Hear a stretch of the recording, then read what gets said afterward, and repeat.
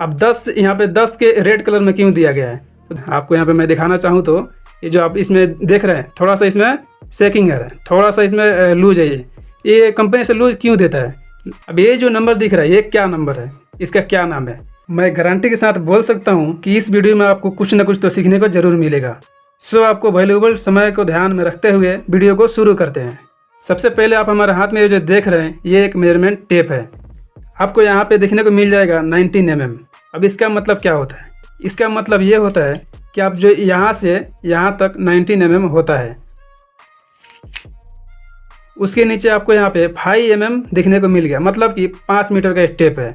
इसमें आपको अलग अलग साइज का आता है, 3 मीटर, 5 मीटर, 7 मीटर, 10 मीटर का। आप अपने ज़रूरत के हिसाब से ले सकते हैं।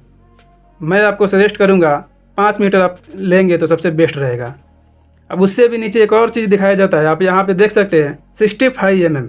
यहाँ पे आप देख सकते हैं 65 mm। अब इसका मतलब क्या होता है, इसका मतलब ये है कि जो बॉडी का पूरा स्ट्रक्चर है यहाँ से यहाँ तक ये 65 mm का है। ठीक, अब इसका यूज कैसे करते हैं। अब इसका यूज में आप ऐसे ले सकते हैं, मान के चलिए आप दो साइड में दोनों तरफ में यहाँ से यहाँ तक वर्टिकल में वाल है। अब इसको इनर टू इनर मेजरमेंट लेना है तो आप कैसे लेंगे, या तो आप ऐसे पकड़ेंगे टेप, ऐसे लेंगे, लेकिन यहाँ पे जो लास्ट में आप देख रहे हैं यहाँ पे टेप जो है फोल्ड हो रहा है, तो आप एग्जैक्ट मेजरमेंट आपको नहीं मिल सकता है, नहीं मिलेगा। या तो 2-4 mm कम ले लेंगे या तो 2-4 mm आप ज़्यादा ले लेंगे, तो ऐसे में आपको साइज़ करेक्ट से नहीं मिलेगा। इसीलिए ये दिया जाता है, आप ऐसे पकड़ के, आप यहाँ से ऐसे पकड़ के इस टेप को इसके लेवल में आप ले लेंगे और ये जो है आपको जितना भी मेजरमेंट आ रहा है आप इसमें 65 mm प्लस कर देंगे। फॉर एग्जांपल मान चलिए आपको ये 13 दिखा रहा है, यहाँ पे 13 का मतलब 130 mm, 130 प्लस 65 mm प्लस कर देंगे तो आपका मेजरमेंट एग्जैक्ट आ जाएगा 195 mm। तो ऐसे इसको यूज में लिया जाता है। चलिए अब एक और पॉइंट को बात करते हैं। जैसे कि मान चलिए ये जो स्टील का जो एल टेप आप देख रहे हैं इसका क्या यहाँ पे काम है, तो इसका काम यह है बेसिकली आप कहीं पे इसको होल्ड करने के लिए पकड़ा जाता है। जैसे कि मान चलिए आप किसी भी चीज़ का आप इसको आप मेजरमेंट ले रहे हैं तो आप ऐसे में आप ले सकते हैं, ठीक, या फिर ऐसे में आप ले सकते हैं। इसको मेजरमेंट लेकर आप अकेला ही मेजरमेंट ले सकते हैं, किसी और को आपको हेल्प लेने की ज़रूरत नहीं पड़ता है। उसके बाद एक और जो इम्पोर्टेंट जो चीज़ है आप यहाँ पे देख सकते हैं, आपको यहाँ पे मैं दिखाना चाहूँ तो ये जो आप इसमें देख रहे हैं थोड़ा सा इसमें शेकिंग है, थोड़ा सा इसमें लूज है। ये कंपनी से लूज क्यों देता है, ये लूज इसलिए देता है कि मान के चलिए आप अगर किसी भी चीज़ को ऐसे मेजरमेंट ले रहे हैं, ठीक, तो ऐसे मेजरमेंट ले रहे हैं तो इसका जो थिकनेस है ये तो इसमें माइनस होना चाहिए ना, इसीलिए ये जो आप बाहर से लेंगे तो ऑटोमेटिक जो है ये ऐसा खींचा जाएगा, बाहर की तरफ चला जाएगा, तो उतना जो आप जो मेजरमेंट है वो करेक्ट हो जाएगा। अब मान चलिए किसी चीज़ को आप ऐसे मेजरमेंट ले रहे हैं, ठीक, अगर ऐसे मेजरमेंट लेंगे तो ये जो क्या होगा, ये अंदर पर दब जाएगा ऑटोमेटिक, तो ये जो इतना जो थिकनेस है वो माइनस हो जाएगा ऑटोमेटिक, तो उसके हिसाब से आपको जो मेजरमेंट है करेक्ट मिल जाएगा। मैं ऐसा करता हूँ कि आप अभी तक समझ गए होंगे। चलिए अब आगे बढ़ते हैं। तो आपको यहाँ पे दिख रहा होगा, ये जो यहाँ पे नंबर दिख रहा होगा कुछ है, ये 1 2 3 तो नहीं दिख रहा है, 3 4 5 6 7 8 9 10।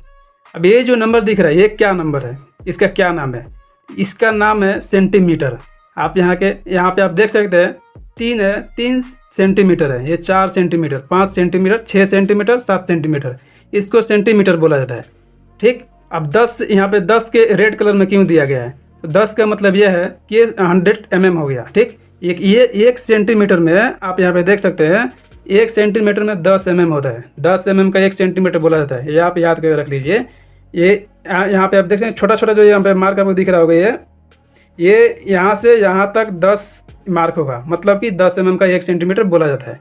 अब आइए बता देते हैं 1 मीटर में कितना mm होता है। आप यहाँ पे देख सकते हैं 1 मीटर है, 1 मीटर में आपको 1000 mm होता है, मतलब कि 100 cm। आप यहाँ पे जो नंबर दिख रहा है ये 90 91 ऐसे ऐसे करके आपको 99 यहाँ पे 1 मीटर लिखा है, 100 नहीं लिखा है, मतलब कि 100 cm का 1 मीटर होता है और 1000 mm का 1 मीटर होता है। ठीक, ये चीज़ तो आप समझ गए होंगे।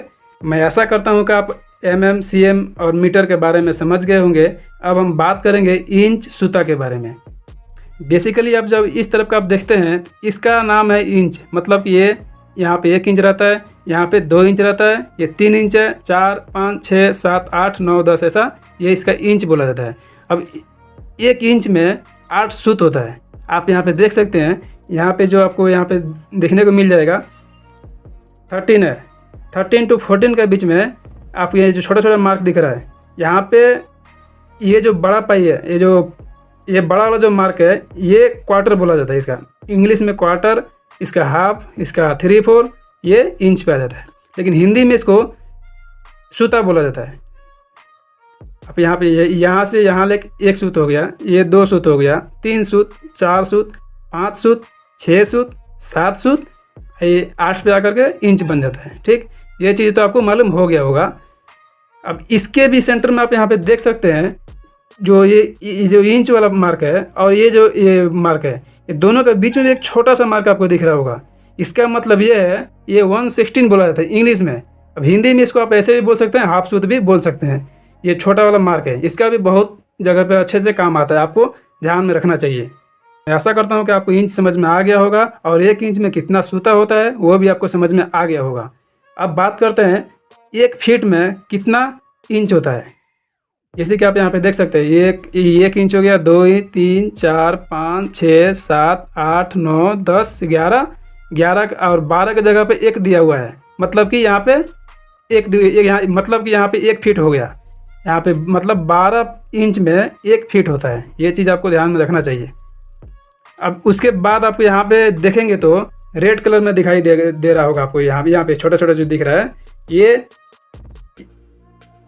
1 फीट 1 इंच ये बता रहा है, मतलब कि यहाँ 1 फीट हो गया और ये 13 जो है ये 1 इंच हो गया। तो आप मान चलिए, अब यहाँ पे आप देख सकते हैं, अब यहाँ पे जो 53 इंच हो गया। अब 53 इंच में अब कोई पूछ दिया कि ये फीट में बताओ, फीट कितना हुआ, तो आप इसको बोल सकते हैं 4 फीट 5 इंच। इसीलिए छोटे छोटे अक्षर में यहाँ पे दिखाया जाता है ताकि आप कंफ्यूज ना हो। चलिए अब इस वीडियो को यहीं पे ख़त्म करते हैं। मैं आशा करता हूँ कि इस वीडियो से आपको कुछ ना कुछ सीखने को मिला होगा। अगर आपको कुछ ना कुछ सीखने को मिला है तो वीडियो को लाइक करिए, शेयर करिए और चैनल को सब्सक्राइब कर दीजिए।